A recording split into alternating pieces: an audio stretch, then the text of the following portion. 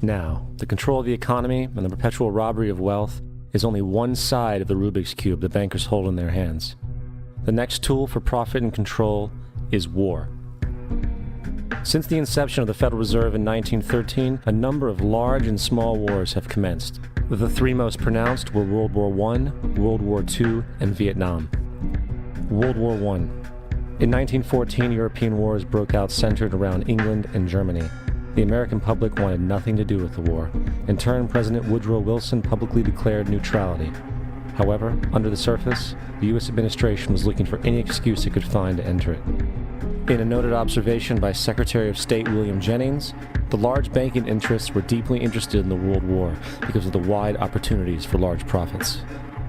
It's important to understand that the most lucrative thing that can happen for the international bankers is war, for it forces the country to borrow even more money from the Federal Reserve Bank at interest. Woodrow Wilson's top advisor and mentor was Colonel Edward House, a man with intimate connections with the international bankers who wanted in the war. In a documented conversation between Colonel House, Wilson's advisor, and Sir Edward Grey, the Foreign Secretary of England, regarding how to get America into the war, Grey inquired, "What will Americans do if Germans sink an ocean liner with American passengers on board?" House responded, "I believe that a flame of indignation would sweep the United States, and that by itself would be sufficient to carry us into war." So, on May 7, 1915, on essentially the suggestion of Sir Edward Grey, a ship called the Lusitania was deliberately sent into German-controlled waters, where German military vessels were known to be. And, as expected, German U-boats torpedoed the ship, exploding stored ammunition, killing 1,200 people. To further understand the deliberate nature of this setup, the German embassy actually put advertisements in the New York Times telling people that if they boarded the Lusitania, they did so at their own risk, as such a ship sailing from America to England through the war zone would be liable to destruction. In turn, and as anticipated, the sinking of the Lusitania caused a wave of anger among the American population, and America entered the war a short time after. The First World War caused 323,000 American deaths. J.D. Rockefeller made $200 million off of it. Not to mention the war cost about $30 billion for America, most of which was borrowed from the Federal Reserve Bank at interest, furthering the profits of the international bankers. World War II. On December 7, 1941, Japan attacked the American fleet at Pearl Harbor, triggering our entry into that war. President Franklin D. Roosevelt declared the attack was a day that will live in infamy. A day of infamy indeed, but not because of the alleged surprise attack on Pearl Harbor. After 60 years of surfacing information, it is clear that not only was the attack on Pearl Harbor known weeks in advance, it was outright wanted and provoked. Roosevelt, whose family had been New York bankers since the 18th century, whose uncle Frederick was on the original Federal Reserve Board, was very sympathetic to the interests of the international bankers, and the interest was to enter the war, as we've seen, nothing is more profitable for international bankers than war. In a journal entry by Roosevelt's Secretary of War Henry Stimson, dated November 25, 1941, he documented a conversation he had with Roosevelt.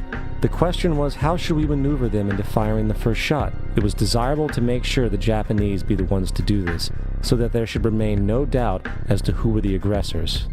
In the months leading up to the attack on Pearl Harbor, Roosevelt had done almost everything in his power to anger the Japanese, showing a posture of aggression. He halted all of Japan's imports of American petroleum. He froze all the Japanese assets in the United States. He made public loans to nationalist China and supplied military aid to the British, both enemies of Japan in the war, which, by the way, is completely in violation of international war rules. And on December 4th, 3 days before the attack, Australian intelligence told Roosevelt about a Japanese task force moving towards Pearl Harbor. Roosevelt ignored it. So, as hoped and allowed, on December 7, 1941, Japan attacked Pearl Harbor, killing 2,400 soldiers.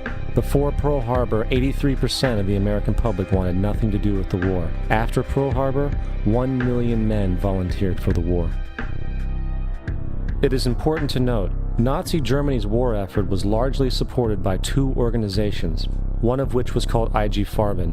IG Farben produced 84% of Germany's explosives, and even the Zyklon B used in the concentration camps to kill millions.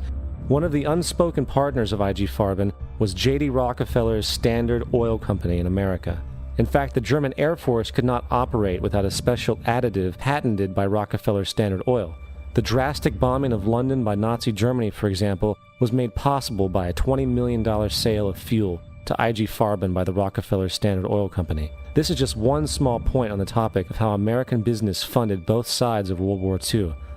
One other treasonous organization worth mentioning is the Union Banking Corporation of New York City.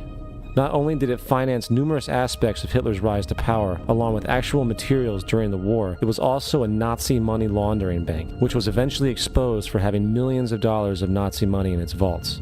The Union Banking Corporation of New York was eventually seized for violations of the Trading with the Enemy Act. Guess who the director and vice president of the Union Bank was? Prescott Bush, our current president's grandfather, and of course our former president's father. Keep that in mind when considering the moral and political dispositions of the Bush family. Vietnam. The United States' official declaration of war on North Vietnam in 1964 came after an alleged incident involving 2 U.S. destroyers being attacked by North Vietnamese PT boats in the Gulf of Tonkin. This was known as the Gulf of Tonkin Incident. This single situation was the catalytic pretext for massive troop deployment and full-fledged warfare. One problem, however, the attack on the U.S. destroyers by Vietnamese PT boats never happened.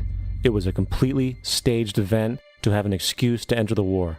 Former Secretary of Defense Robert McNamara stated years later that the Gulf of Tonkin incident was a mistake, while many other insiders and officers have come forward, relaying that it was a contrived farce, a complete lie. Once in the war, it was business as usual. In October 1966, President Lyndon Johnson lifted trading restrictions on the Soviet bloc, knowing full well that the Soviets were providing upwards of 80% of North Vietnam's war supplies. Consequently, Rockefeller interests financed factories in the Soviet Union, which the Soviets used to manufacture military equipment and send it to North Vietnam. However, the funding of both sides of this conflict was only one side of the coin. In 1985, Vietnam's rules of engagement were declassified. This detailed what American troops were and were not allowed to do in the war. It included absurdities like North Vietnamese anti-aircraft missile systems could not be bombed until they were known to be fully operational. No enemy could be pursued once they crossed the border of Laos or Cambodia. And most revealing of all, the most critical strategic targets were not allowed to be attacked unless initiated by high military officials. Apart from these imposed ludicrous limitations, North Vietnam was informed of these restrictions and therefore could base entire strategies around the limitations of the American forces. This is why the war went on so long. And the bottom line is this: the Vietnam War was never meant to be won, just sustained. This war for profit resulted in 58,000 American deaths and 3 million dead Vietnamese. So, where are we now?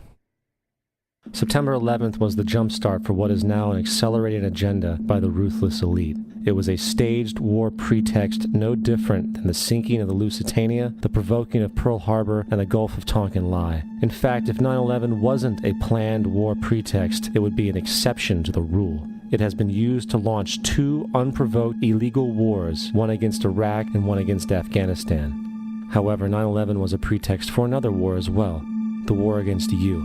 The Patriot Act, Homeland Security, the Military Tribunals Act, and other legislations are all completely and entirely designed to destroy your civil liberties and limit your ability to fight back against what is coming. Currently in the United States, unannounced to most brainwashed Americans, your home can be searched without a warrant, without you being home. You can in turn be arrested with no charges revealed to you, detained indefinitely with no access to a lawyer, and legally tortured, all under the suspicion that you might be a terrorist. If you need a painted picture of what is happening in this country, let's recognize how history repeats itself. In February 1933, Hitler staged a false flag attack, burning down his own German parliament building, the Reichstag, and blamed it on communist terrorists. In the next few weeks, he passed the Enabling Act, which completely eradicated the German Constitution, destroying people's liberties. He then led a series of preemptive wars, all justified to the German people as necessary to maintaining homeland security.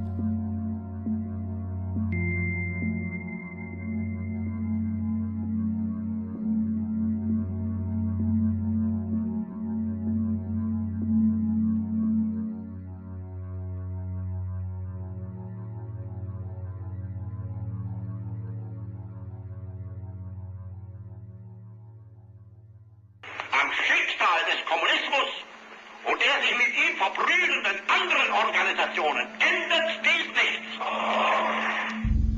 Our enemy is a radical network of terrorists and every government that supports them. It's time to wake up. The people in power go out of their way to make sure that you are perpetually misled and manipulated. The majority's perception of reality, especially in the political arena, is not their own. It is shrewdly imposed upon them without them even knowing it. For example, the public at large actually believes the invasion of Iraq is going badly, as sectarian violence doesn't seem to stop. What the public fails to see is that the destabilization of Iraq is exactly what the people behind the government want. This war is to be sustained so the region can be divided up, domination of the oil maintained, continual profits reaped for the defense contractors, and most importantly, permanent military bases established to be used as a launching pad against other oil-bearing, non-conforming countries such as Iran and Syria. For further implication that the civil war and destabilization is purely intentional, in 2005, 2 elite British SAS officers were arrested by Iraqi police after being caught driving around in their car shooting at civilians while dressed up as Arabs. After being arrested and taken to a jail in Basra, the British Army immediately requested the release of these men. When the Basra government refused, British tanks came in and physically broke out the men from the Basra prison. If you wish to destroy an area, how do you do it? Well, there are 2 ways. You can go in there and bomb it and so forth, but that is not very efficient. What you do is you try to get the people in that area to kill each other and to destroy their own territory, their own farms. And that's what's been done in that area. The way in which you destroy an opponent is get him to destroy himself by dividing his ranks against one another. Then you feed both sides. You have agents feeding both sides, inflaming both sides. And they kill each other off. And it's time that some of us woke up to this reality to understand that people who try to maintain empires and create empires do it by manipulating the people they're trying to conquer